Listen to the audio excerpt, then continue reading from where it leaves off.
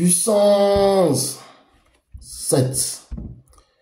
Je viens ce matin rendre gloire et honneur au Dieu Tout-Puissant du Papa Florian.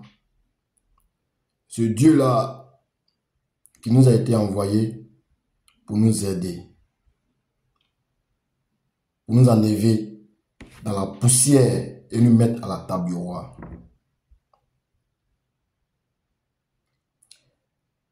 Aujourd'hui, mon témoignage est qu'il fut ici un moment où j'ai fait presque 2 ans, je ne dormais pas. J'ai pris tous les médicaments. J'ai vu tous les médecins possibles. Je n'avais pas à dormir. Attaque sur attaque. J'étais à un pas de me retrouver dans la maison des fous.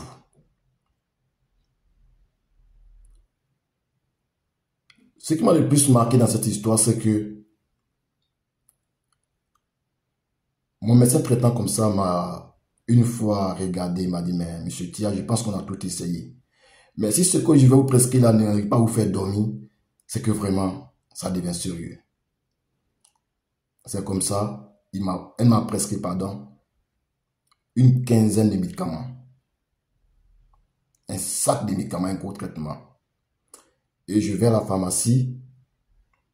La pharmacienne qui me connaît depuis 15 ans aussi, qui me connaît très bien, me regarde, me dit, mais monsieur, le médicament qu'on vous a prescrit là, si vous prenez tout ça, à la fin de tout ce traitement là, vous devenez fou. Parce que sans ces médicaments, vous ne pouvez plus dormir. Vous les aurez à vie. Et c'est en ce moment que j'ai vu que la chose devenait sérieuse. Je n'ai pas voulu rester ici. Je suis allé voir papa à Abidjan. À mon arrivée, ce jour-là, c'est Adou qui m'avait reçu. Non, pardon, Fulgence. C'était après le culte. Un culte de la semaine, je pense que c'était une fête, je ne sais plus trop, c'était au mois de juin 2022. Et après le culte, Fulgence m'a regardé. Il m'a dit, mais depuis quand vous venez au chemin du ciel? Depuis quand vous connaissez le chemin du ciel? Depuis 2016. Et puis il m'a dit, mais vous souffrez comme ça? Et puis vous souffrez comme ça? Je ne sais pas quoi dire. Mais il avait raison parce que depuis 2016, je n'étais pas trop attaché au chemin du ciel.